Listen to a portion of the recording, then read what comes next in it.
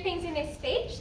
Firstly, why omitting biological sex references is really, really important for trans inclusion, and why this is the most important thing for feminist communities to do right now.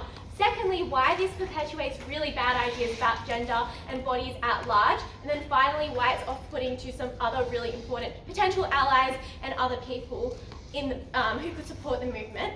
Starting with setup though, we want to note that obviously this is about feminist messaging at protests specifically. Obviously, messaging in general from the feminist movement encompasses quite a lot of different vectors. You have articles and ideas that people read and share that are designed to change people's ideas. You have two, cultural products such as media, where you have media narratives changing to encompass feminist ideas, really strong feminist characters. These vectors themselves are important for convincing people that feminist is important. We would contend that protest is not the tool to do this. Instead, protests are designed and are a really, really important way for the movement itself to organize, connect, band together around a collective identity. It's a means by which people who belong to the movement or on the margins want to belong to the movement can show solidarity, have a sense that you are with others, that you are not alone in your experiences of oppression by the patriarchy, and that you have a way out, and your way out is together.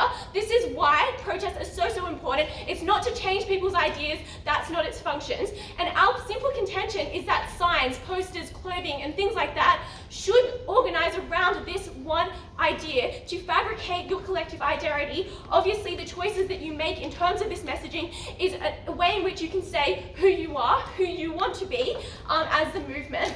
And it obviously affects individuals and their relationships to this overall group.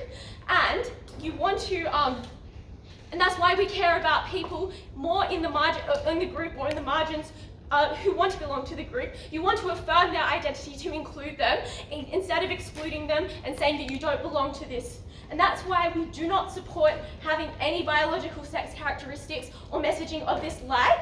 Instead, we would support not this visceral messaging of like shocking bleeding vulvas and things like that, things that can be actually really off-putting, but instead the strong muscle arm are the really important feminist messaging that has been quite effective in showing solidarity.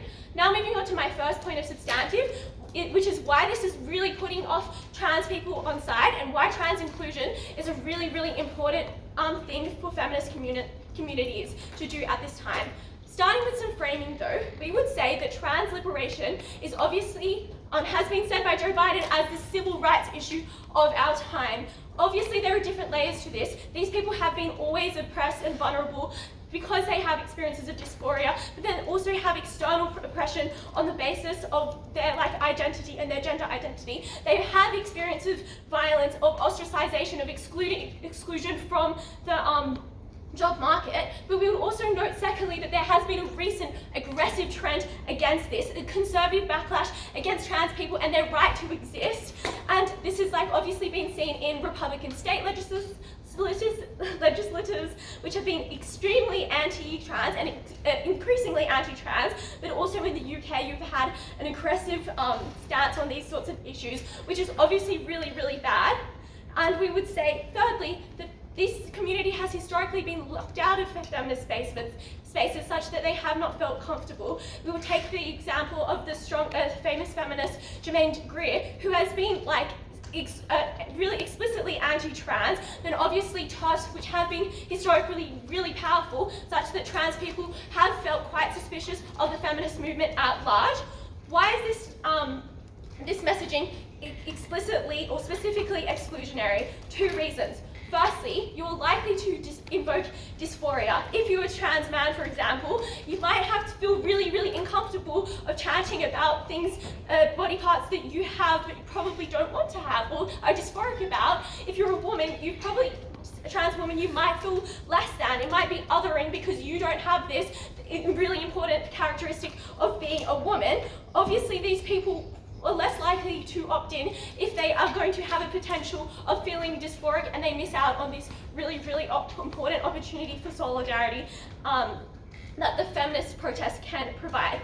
Secondly though, we would say that this messaging has about like biological sex characteristics has quite been co-opted by anti-trans and the right, such that people might feel, or trans people might feel a little bit uncomfortable. They might see that like you are sympathetic now to the right, even if you have the same messaging as these people, such that it is a red flag. It raises suspicions, and obviously it's really bad. It means that people don't opt in to this movement, and probably not to the movement at large as well. Secondly, now on why this perpetuates bad ideas about gender. So even if you don't believe the stuff about trans people, we would also go further and say that it's actually quite alienating for cis women, because it sends the message that you are just your body, and this is your important defining characteristic. It's what makes you a woman, and is important for that to be the case. Obviously, and also it's important to note here also that some women don't have these conventional biological sex characteristics. Some women who may have gone through breast cancer have had to have surgery and things removed, or you might just have congenital such that you were born with this sort of stuff. These people also feel like they don't belong. They don't have the right to stand among all these people because they don't have the same defining characteristic as all these people. This is obviously, again, off-putting for all of the analysis that I gave you in my first point, but it's also just another layer here is this principled argument that the movement should be made about making true claims about gender. You shouldn't be reduced to just your body. You are more than that. This was the underlying radical claim of the movement, and it has made the movement enduring, and you ought not deviate from this because this is such a powerful message. Obviously, if you change this, if you omit all of this messaging, you don't co-opt all of these really, really bad harms. You don't have harms for like vulnerable people, the people who you care about, who are in the most need of solidarity from this movement. Finally now, on why this is off-putting messaging at large, and we would, the first point of framing here is just to note that protests aren't about persuasion, because you're unlikely to change people's minds. You may raise the salience of an issue and it may change the person's order of priority, but it doesn't function to change people's minds. And even if it could, that's not its sole purpose. It shouldn't be the sole purpose for all of the reasons I gave you in setup. What we would say though is that it can put people off. It can dissuade people from all of these ideas that are put forth. It can make people less sympathetic to the movement. And our simple contention here is that this messaging, because of its nature of being visceral, bleeding vulvas with blood clots and things like that, are like obviously designed to be provocative, to draw attention, to reclaim as you were. But this purpose of this, or the perceived purpose, means that it is obviously going to be off-putting, such that people interpret this and be less sympathetic to this. This is also really important for older women who might have encountered feminist narratives in another instance, but now have now more sympathetic to conservative claims that these people are really radical and just like a threat to society. You also just have like cis men again who might be put off, and these are potential allies who you are now excluding. You're going to have less reception to the movement in general. So proud to affirm.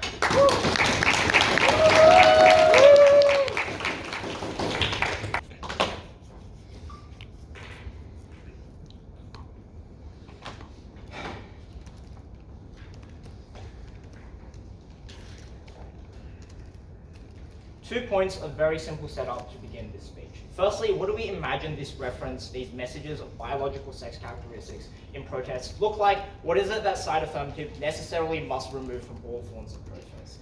As the motion indicates, this includes signs, posters, chants, clothing.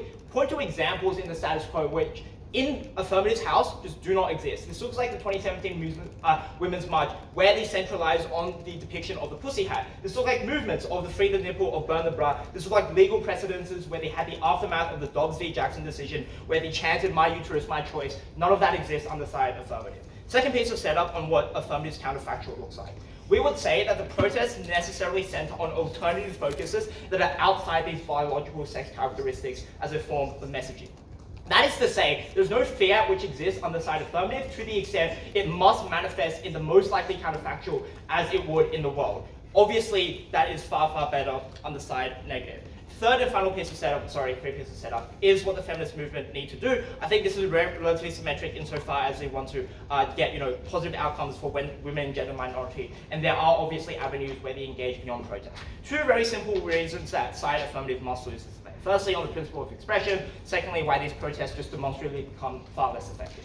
Under the principle, we would note that protests in the status quo uniquely function as an avenue to express solidarity, to express identity, and to express one's sexuality. And this is not just women, but gender minorities as well. And that means that any individual may access and importantly contribute to these forms of protest. Notably, that does not exist in alternative forms under side affirmative. I'm going to give you a few reasons why this principle is demonstrably important. Firstly, in regards to society, we would know the overarching characterization of society was one that was heavily patriarchal, that shamed the female body, that told you culturally, structurally, normatively that it was something to be ashamed of, something that was to be regretted. And this was so pervasive to the extent where there is just a fundamental lack of vernacular or language which exists in the status quo to describe female genitalia in a way that was not sexualizing or in a way that was not demeaning to females and gender minorities, to the extent where it was often incredibly difficult for these individuals to engage with discussion about these things with even medical professionals. That was the thing that side affirmative needed to improve under their side of the house.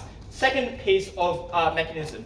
We would note that the perspective of engagement in the status quo, i.e. within the lens of the male gaze, are just overtly sexualized to the extent where it is incredibly pervasive in the status quo. We would just point to examples like the media depiction and the diverging contrast between the depiction of men and women bodies. And that, therefore, the construction and expression of the female body from the female perspective was incredibly empowering, was incredibly othering, was incredibly individualized to the extent where these individuals could talk about these things uniquely within the forum and community of protest. Third principle, in regards to the function of what feminist protests actually do, we would say that these function as an ability to access this culture and this community which does not exist under side affirmative. For the simple reason that it is often far safer within these protest movements at the point at which you are rallying behind a core, rallying behind these messages. This gives you a community of sisterhood which allows you to actively support and fight alongside these movements and fight for those rights and fight for those things. And we would note that protests function uniquely in the status quo as a public avenue of visibility, which is incredibly difficult to access through mediums of academia, through mediums of general publishing blogs and media things. You needed these protests, you needed these things to become salient in order to impact the general public, in order to get people to buy into your movement, to actually attend these protests in the first place. The impact of this was that Side Negative was able to exclusively co-opt a set of benefits from these feminist protests, which is simply inaccessible under side affirmative. What do they look like? Threefold. Firstly, it destigmatizes the female body. Secondly, you have unique extension and exposure of these things which are incredibly under-discussed in the status quo. And thirdly, you gave personal identity and the ability to fabricate that identity for these individuals under the norms and structures of patriarchy. You let these individuals fight. Okay.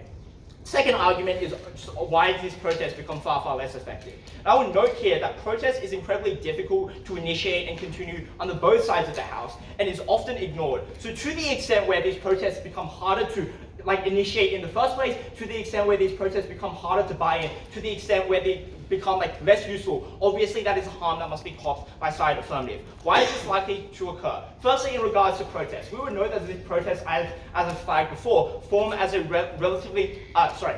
rallying of collective ideals, which is to say, it is uniquely under Side Negative that you're able to point to succinct graphic examples in the status quo to fight for those things. And it's what gets people out on the streets. It is what people are willing to fight for. It is what garners a large movement and a large section of the population. We point to examples like the Pussy Hat movement at the Women's March in 2017, where it was incredibly easy to access and buy in that narrative at the point at all you had to do to collectivize and function and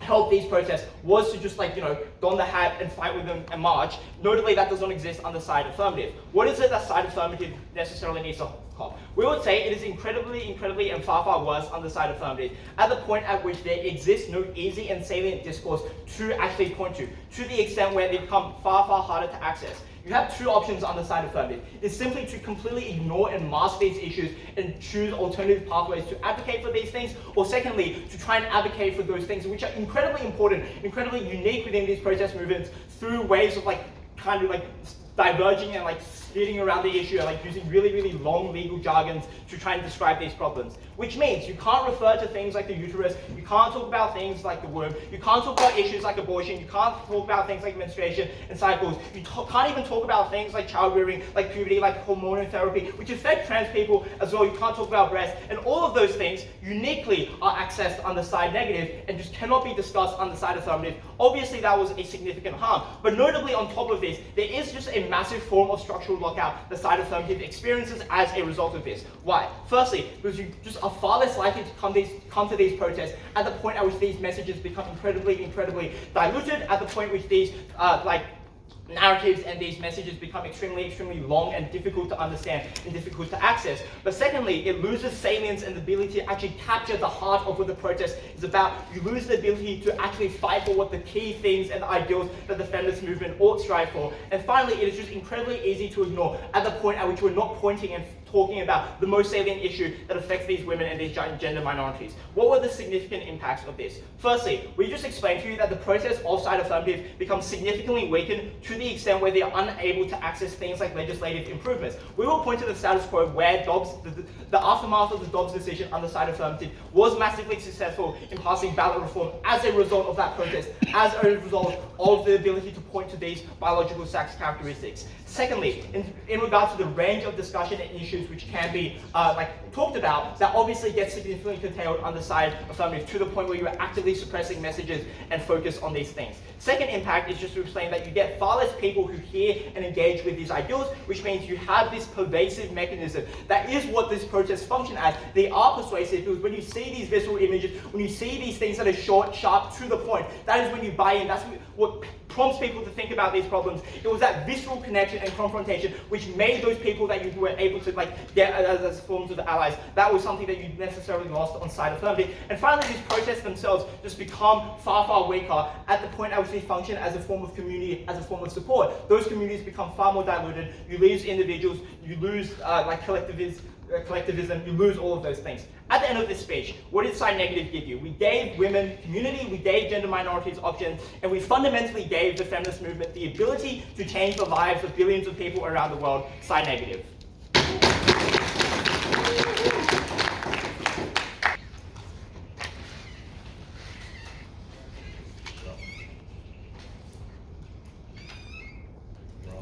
Got such an efficient camera set.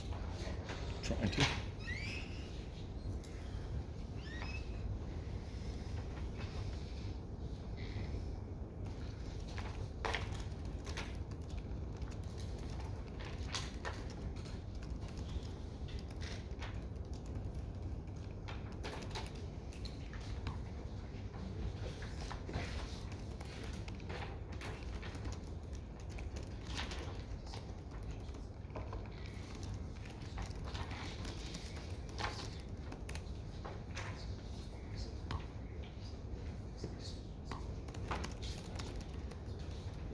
Starting in 3, 2, 1. There's two key questions in this debate. Which side is able to be more effective and which side is able to show a better form of expression? On to the first question of which side is likely to be more effective. The negative team told us it's going to be really difficult to engage because we don't have these visceral images. People actually engage because they're seen, because they actually have this emotional connection. I think it's really important to point out this is going to turn people off. There's only a small group of people who can actually connect to these visceral images. It's going to turn off all of this cis male, trans people, and this is obviously really bad for a movement which wants a following, a movement which wants to grow and wants to share their messages, right? It is really important for trans people to actually be able to engage in this because there are so many benefits for them in engaging in the feminist movement, right? It offers them solidarity, it offers them camaraderie, it offers them friends in a time where they probably have lost a lot of connections, right? Coming out as trans means that you lose a lot of connections. People kind of have negative connotations to that now. Joining this feminist movement, having this option to actually engage, and this is a key point in being effective, means they gain all of these positive things, right? If there is a cost to going in the fact that you don't feel you can connect, you're less likely to go. Obviously, this is a massive harm as you miss out on all of these great opportunities, and especially prominent in really culturally conservative places, right? people who have grown up in really conservative families who have now been like exiled basically because their family don't support them, their friends don't support them. It's the feminist movement where they're able to engage, and this is obviously like to be more effective in portraying the feminist messaging as a whole because they now have more people engaging. Secondly, the negative team told us we're going to have weakened protests as we can't access legal change. Protest alone is not enough to access legal change. You need a whole bunch of other stuff to help you, right? Protests are there, as we told you in Anna's setup, to basically just kind of raise awareness and like gain support, but also have a massive ability to actually turn people off, to send people away. It's when you have all of these really visceral images where you send away all of these people, you don't gain the support, and obviously this makes it really ineffective on the negative team side. It is on our side where we are effective in sharing our message, in gaining support, in having a following, all the things which is probably like a key goal in the feminist movement, in actually spreading all of their messages. On to the second question of which is better for expression. The negative team told us that you can't express, like the focus of protest is to express solidarity and that any individual can participate. As I told you before, when you have these visual images, you are deterring people from participating. If people can't connect with what you're sharing, they won't want to participate. Obviously, this is a massive harm if we do want to share and express this solidarity, because if people can't connect, they're not going to. They said we had really patriarchal characterization and how the male gaze is overly sexualized. I think even if this was the case, right, it's not empowering to only be seen as your body. There is so much more to being a woman, to actually having like an impact on society, more than just having a uterus or having a breast, right? There's so much more. It's obviously super important to encompass all of the benefits of having this great feminist movement than just being your body. Thirdly, they said that the rallying behind the messaging and the protest is a public avenue for visibility, and this expression is like really good. The benefit for this was kind of unclear. I think again it's important to reiterate that protests are just an ability to raise salience. We still have media, we still have all of these things where we could actually engage in this like sharing the importance of reclaiming your body and things like that. I think I have 3 reasons why it's not super important to reclaim like women's bodies. First, women are more than their bodies. Secondly, the historic oppression rebound is obviously going to be done more effectively than just having biological sex characteristic messaging. It's done through creating change, it's done through feeling solidarity and support. Obviously, this is super important. Thirdly, this isn't the most important aspect of the feminist movement. What's more important is having that feeling of support, growing this support, and having that feeling of solidarity.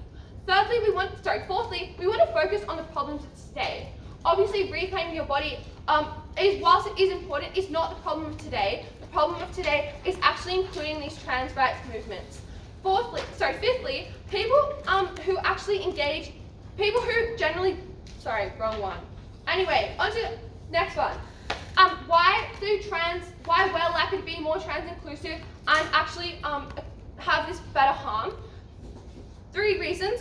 Firstly, you're less likely to see trans messaging when you engage in this characteristics with messaging of like biological sex characteristics. Firstly, you can only have so many posters, right? When you have all of these posters like showing the importance of biological sex characteristics, having all of these posters on uteruses, it means you have less posters on trans messaging, on including these people, right? Given the goal of the feminist movement actually wanting to expand, it is important to have this messaging. We don't want to sacrifice our followers through this. Secondly, the growth of trans inclusion is likely to be slower on the negative team side, as they have a greater potential to offside these individuals.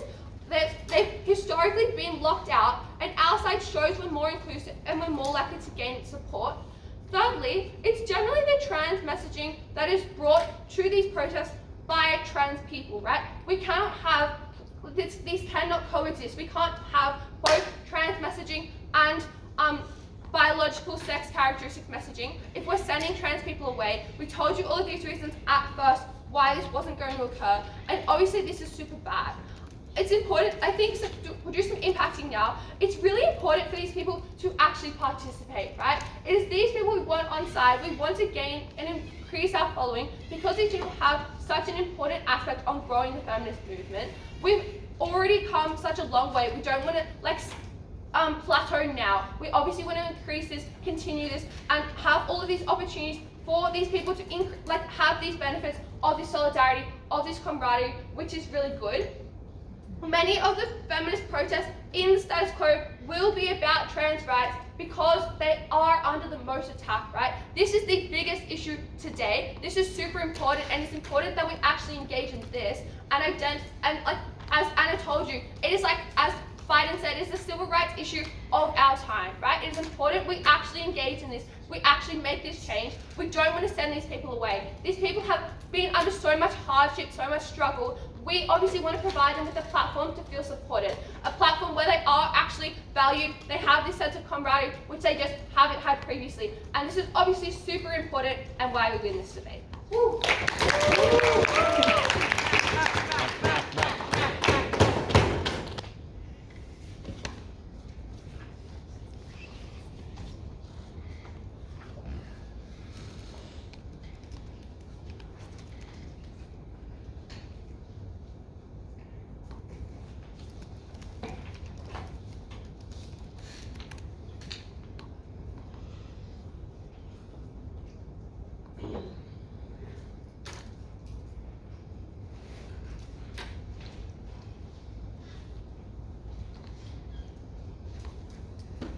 Side affirmative does a reasonable job of identifying a set of potential harms. The key problem with their case is they do not ever explain why those harms are very likely to eventuate. So the first thing I want to do in this speech is just spend a bit of time thinking about what the feminist movement is and whether it is actually likely to engage in these actions in the way that would be necessary for you to believe that any of affirmative's harms actually accrue. Because we would note that very often the feminist movement is relatively sophisticated. It didn't just spring up yesterday. It's been around for a while. It has an organizational structure. It has different organizations that think about these issues. Secondly, we'd point out that the feminist movement tends to have a very deep ideological commitment to being inclusive and in particular to being intersectional, which is why you should believe that the decision-making of the movement is very likely to include a wide variety of voices, and that in particular, the most vulnerable actors that they suggest will be excluded are very likely to be at the top of the decision-making process and to have input into how that decision is made. But finally, you should just think that the feminist movement will spend a fair amount of time thinking about its messaging because it exists literally as an organization that engages in messaging for the purpose of advancing the rights of women and gender minorities. So maybe there's a way that this messaging could occur that is exclusive, or maybe there's a way that this messaging that occur in a way that is off-putting. What we do not get from side affirmative is a reason as to why the feminist movement would want to engage in the messaging that way, or why it would even be likely to do so, or why it would be difficult to just not do those things in the first place, which is a characterization that immediately wipes all of their harms out of the debate, leaving a set of concrete benefits that Isaac provides to you standing and explains why side negative must take this debate clearly. Next thing I want to do in this speech, let's deal with their push on trans inclusivity and to suggest that this would make the movement less inclusive to trans people. A couple of problems with this argument.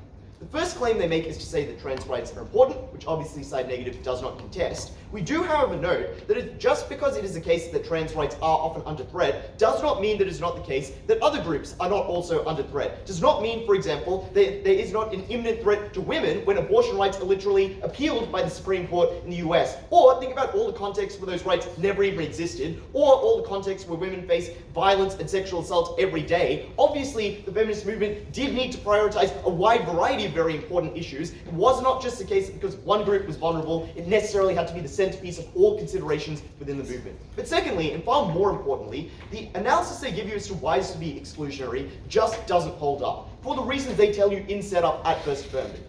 Protests are not the only forum of the feminist movement, and notably, this debate is just about what you do at protests. And secondly, this is not the only message we would necessarily communicate at protests. The question is whether this is a message that can be communicated at protests or cannot be communicated at protests, which means that we have a wide variety of capacity to be able to indicate support for the trans movement in other forums and even at other protests to indicate our strong commitment to the trans movement, which explains why it's very unlikely they would feel excluded in this particular instance. But the third and really most devastating response for this team is just to point out that it's kind of inevitable that some members of any movement will find particular aspects of the messaging of that movement to be triggering.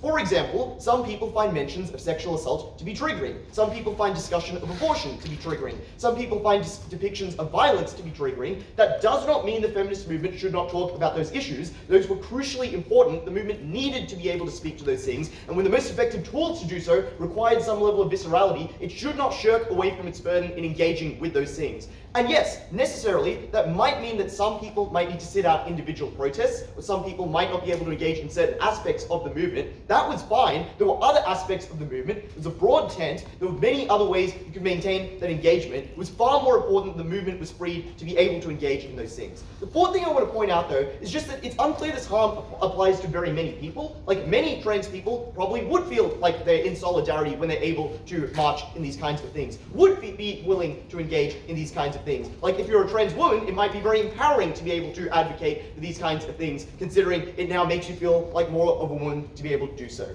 The next issue I want to deal with is that of efficacy of protest, because it knocks out the remainder of this team's case. We explained to you that protests are likely to have greater attendance on our side and are likely to be more effective at pursuing a message. What do they tell you in response? They have one claim, which is to say that this messaging will be off-putting and will therefore make protests worse.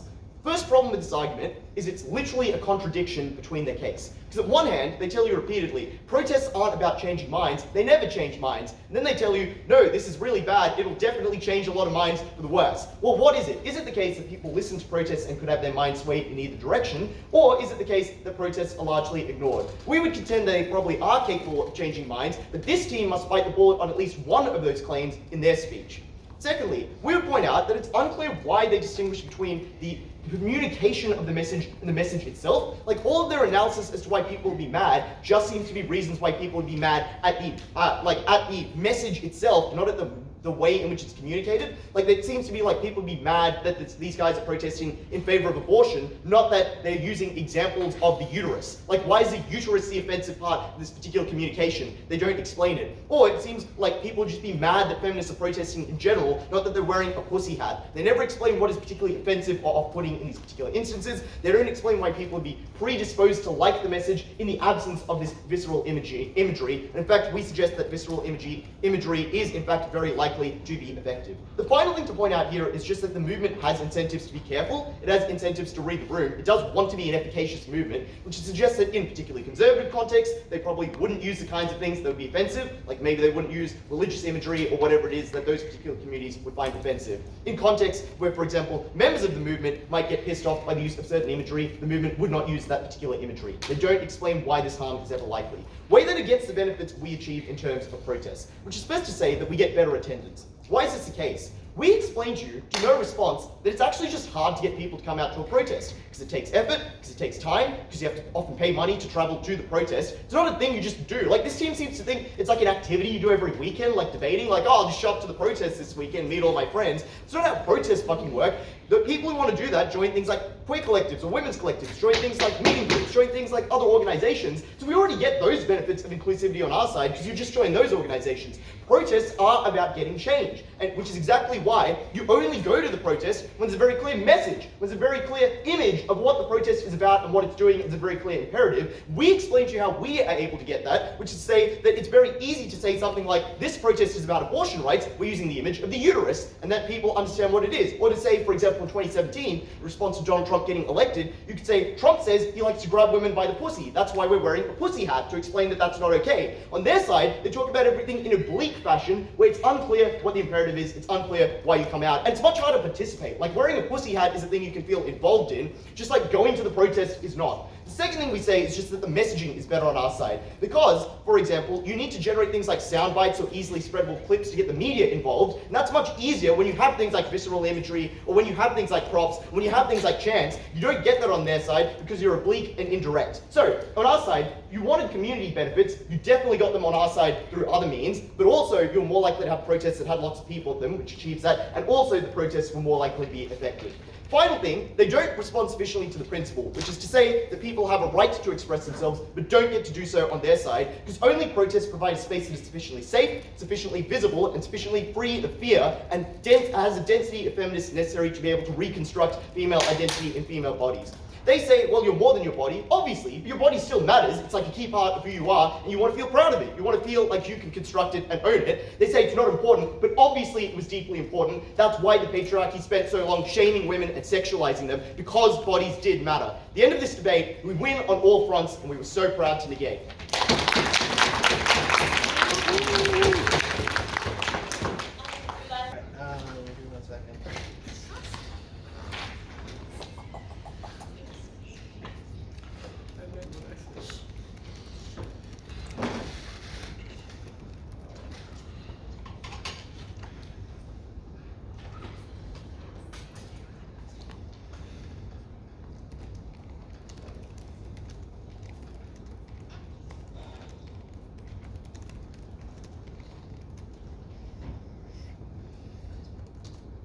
Is everyone good to go? Gosh, you know what? I don't know. Seems important. Alright.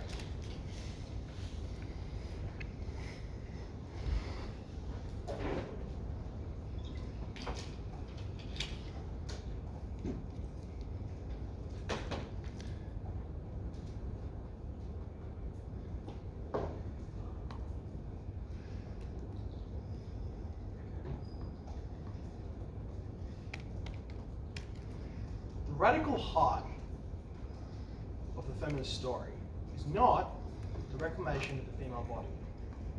It is the idea that the body you were born into is not the thing that defines you. And that is the crucial mistake of the negative team. Because, as I will discuss in this speech, protests obviously have some kind of efficacy component, as defined, which will be the second part of my speech. But in the first part of my speech, I want to talk about the first point of a protest, the first function which it has, which is it's a way for the community to sing the song with itself. And our claim is that that song is better under our side, because we make true claims about personhood. We make true claims about gender, and we say that personhood and gender is not restricted to biological sex characteristics, which is true.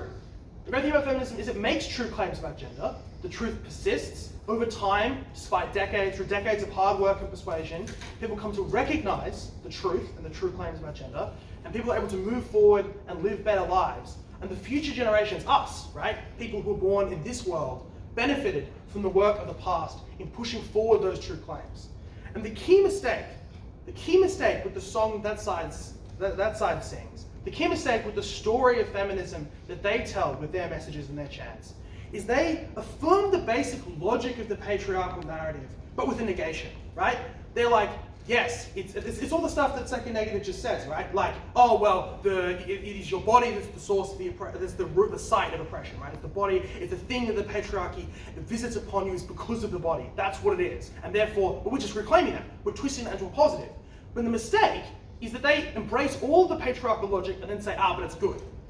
The better claim, the smarter claim, the truer claim that is truer to the heart of what this movement is about and what makes it truly radical is the rejection of that logic entirely. Not accepting that logic, but then saying, but the female body is good, so the female body is bad. And that's why, on the simple question of like expression, or the idea that there's a principle in this debate, which is really just another way of saying, what's the best story for feminism to tell about itself through these messages and shines and chants and so on. The story that side affirmative tells is a better story, a truer story, one that in the future, as billions of people grow up because of the actions that we take today, that story will benefit them more than their story. And that is why we're already ahead in this round. But the second claim, which we give to Anna, and has not, I believe, yet received genuine response from side negative, although I could be wrong there, is that stories have costs, and that telling one story sometimes means you're incapable of telling another story.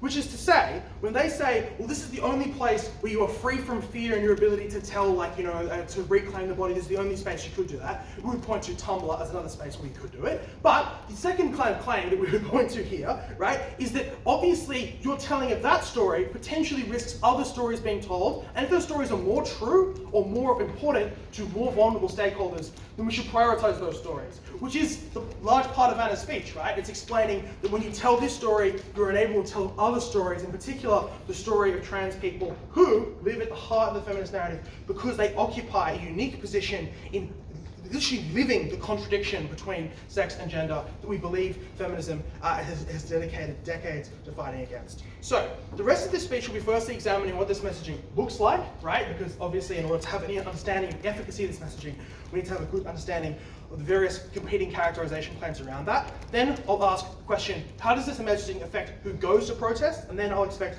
how does this messaging affect how persuasive protests are? Firstly, onto the question of characterization around this messaging. Obviously, both sides have competing claims. Like side negative has good examples of things like pussy hat and my uterus, my choice. Side affirmative has claims around bleeding vulvas. The reason why you should believe side affirmative's claims more is because of the analysis that Anna gives you in her speech. Really, she should have given 2 speeches in this debate instead of me talking. And what she explains is there are incentives to be maximally provocative in the way that you sort of do this, right? And First Neg concedes this analysis when First Neg says, oh, well, it's good that this messaging is attention-grabbing and grabs people's attention. Exactly, it is provocative. It's designed to be provocative. People want it to be provocative because they want it to be a site of reclamation. And importantly, like, as a result, they want to be, like, the social incentives push people out towards more and more radical versions of this particular messaging. Second negative has kind of 2 responses. The first response is that feminist movements are capable of reading the room and knowing that the wider community might find some of this stuff off-putting or might find the more graphic depictions perhaps upsetting and therefore not particularly useful. But our claim is, and we would point to their own case and the effectiveness and the persuasiveness of second negative, that the reclaim your own body stuff is actually quite hard to rebut in feminist space. It's a controversial thing. And this is the second sort of thing I'm going to say in response to second negative's claims here, because second negative also says, the movement is likely to be very inclusive because feminists are kind of by definition quite woke and are likely to listen to less marginal, or more vulnerable, less marginalized members of the group. And that's, I think, nice responsiveness, but it misses the fact that being vulnerable and being marginalized has there are meanings to those words, and those words are you are less socially confident, those words are you are less able to often speak English in some circumstances if we're talking about people who are perhaps not from Western countries or from migrants, etc. And obviously also just like oppression and the experience of it robs you necessarily of your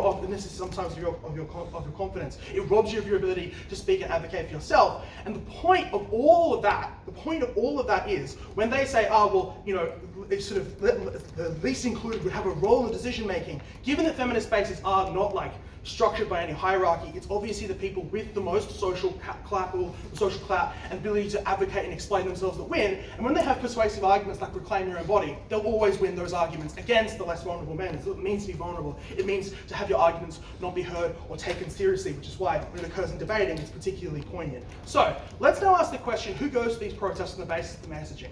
We would tell you, and I think I have to tell you that given the protest, given this messaging is likely to be anodyne and somewhat less interesting, less people will go because they'll feel less inspired to go. We would say a couple of things. Firstly, both teams accept there are other reasons to go to protests, like for example, the ability to feel solidarity, the ability to feel included. But secondly, and far more powerfully as a response, cis women who are likely to form the majority of these protests are likely to feel welcome under either's house because they're cis women. They are likely to feel very welcome at feminist protests, but in comparison to, obviously not always, in relative comparison to, for example, trans people, gender minorities, etc. And that means that yes, that means that there will be always a substantial portion of people who will be able and willing to go to the feminist protest and not feel excluded, and the absence of their ability to make this particular chant is unlikely to affect their willingness to go. Udai then does something clever, because our claim is you exclude a set of trans people, and that's really, really bad, given that their rights are the ones probably most under attack in the status quo, and Joe Biden backs me up there. But Udai does something clever. Udai does 2 things. Firstly, Udai says that trans people should not be the most important sort of group that we should care about, and secondly, that it's unclear that many of them would actually be that offended and so on. We would say the following thing. the thing about protests is actually not necessarily that they're meant to be generate super persuasive change, and this is what Anna tells you. It's actually an important place to make friends, which is a trans people, given the amount of social ostracization that you often experience as a result of coming out as trans, you actually often lack that ability to make friends and form connections and experience not just solidarity in the abstract sense, but actual solidarity, talking to people and feeling good, right? And that is actually, that's the harm. The harm is not an abstract symbolic thing. If these people don't come, that's bad.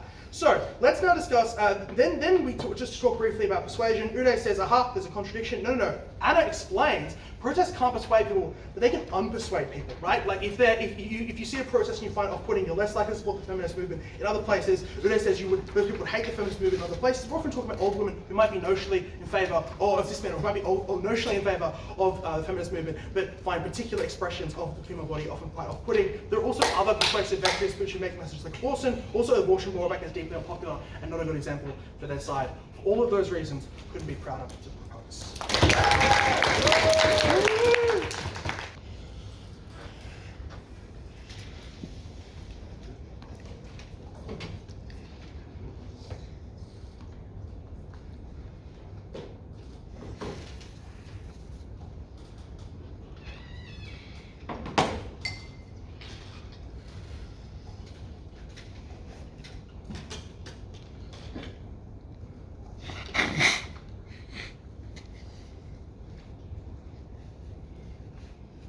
All good?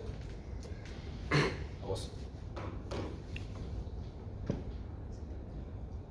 Brendan tells you that side negative accepts the patriarchal logic that your body is all that matters. But that ignored the fundamental context of the world in which we live today. The patriarchal norms were incredibly powerful, and that the body of not just gender minorities, but that women as well, was fundamentally under an existential attack. That whether or not you could give birth, whether or not birth control was being prescribed to people as young as age 12 in order to combat symptoms of things like menstruation without ever having to deal with the ramifications that would then have on their lives in the future. Because the experience of women and the experience that the feminist movement preaches was that you are not just your body. And we agree with this, and we explain reasons as to why that is the case. But your lived experience tells you that your body matters, and that it fundamentally affects the way in which you are treated in the world, in the way in which you live, and the way in which you engage in the rest of society.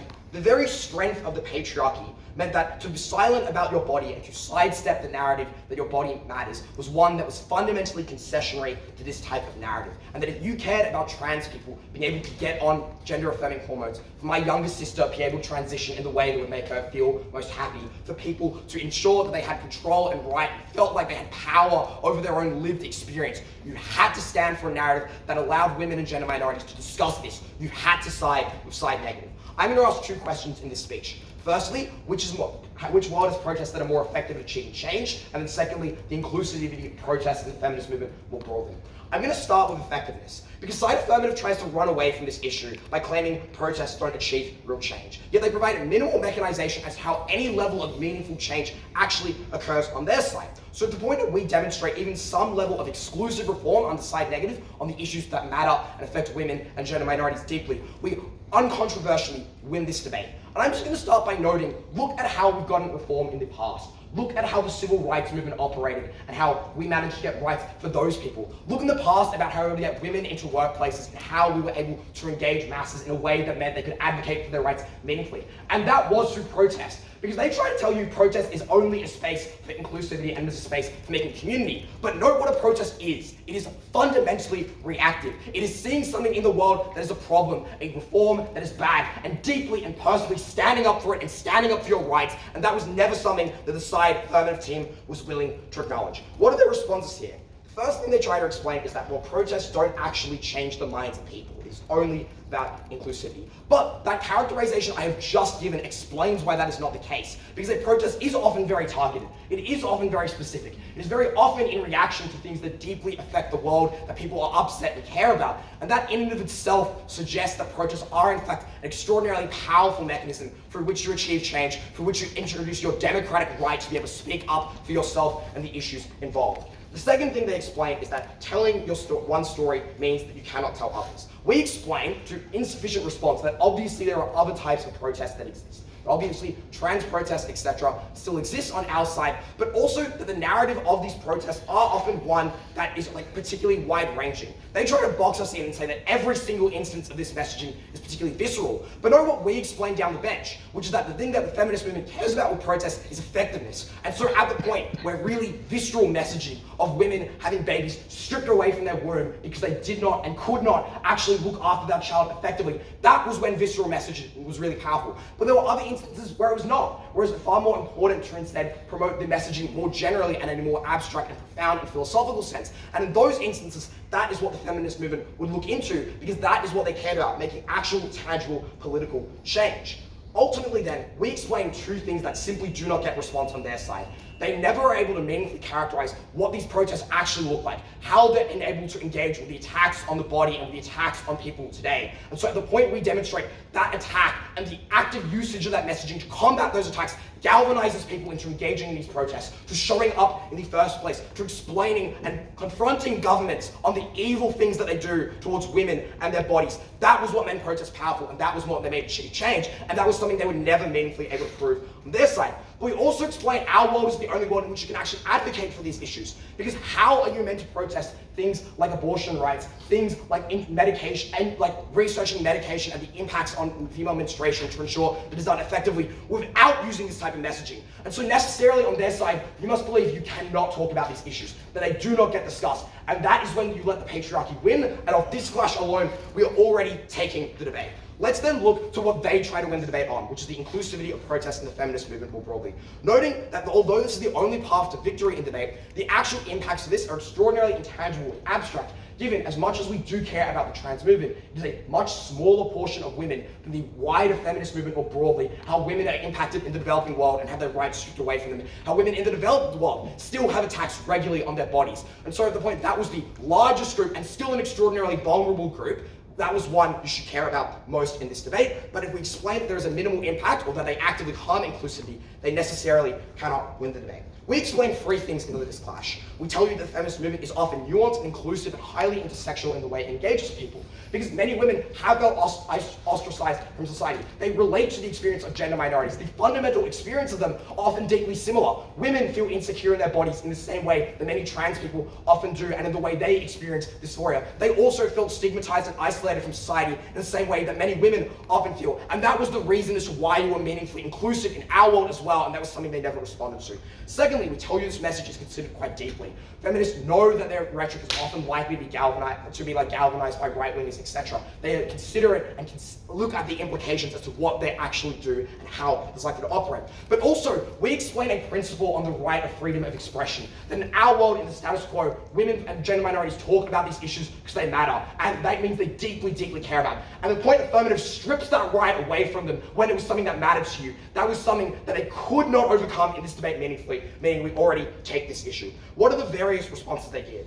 The first thing they suggest is reduces women to only their body. We explained in my introduction and down our talent bench that women are not defined by their bodies just because it is an important issue and it is a thing that is discussed. There are many other issues that are often highly engaged with the feminist movement, but the fact that your body was your vessel through which you experience the world, the fact that it determines every facet of your life, meant to at least some extent it was a deeply important issue for you to discuss. The second thing they say is that messaging is likely exclusive to marginalized groups that lack social capital, whereas cis women are likely to be welcomed in both worlds. So these groups necessarily opt out of these types of protests. This ignores the very compelling reasoning Udai gives you in his speech, which says it's of an extraordinarily powerful form of gender affirming in order to be able to actually engage in these protests. To, as a trans woman, say that I stand with women and their experiences of womanhood because this is something that deeply matters to me. For trans men to say I was once lived among you, I understand your lived experiences, and I believe and I want to support your message because I know how deeply it impacts you. And I have so many friends who have experienced this kind of thing on their side. And I think that suggests that people are actively likely to engage in this movement the majority of the time anyway, because it's the best way to affirm your gender identity and to show that you still support a group that you perhaps were once part of. The third response they give, is this connects to an extraordinarily small group of people and locks out people like cis male allies. But I think the important thing to note here is that maybe you are on board with feminism as a cis man, but at the point in which, for example, you do not discuss issues like women's bodies, etc., your minds about those types of things never change. You never have to reckon or consider the implications of those things. You only do that on our side. Final thing they say is you reduce the amount of trans messaging, they're never able to meaningfully explain where this trade-off occurs or even why it occurs. I think then at the point where you believe trans people are still affected by issues that affect women, that people's bodies are being stripped away from them, there was a necessary imperative for you to fight back against this kind of awful, awful language. At the point in which people did empathize and support with these movements and cared about this messaging and wanted to engage with it, you had to believe that the people who could not spread that message anymore underside a feminist world were necessarily locked out. And then at the point in which you believe that no one would ever talk about things like abortion, at the point no one would ever talk about menstruation or menopause or the way it deeply, deeply impacted women, there was only one team you could vote for in this debate. It was side negative.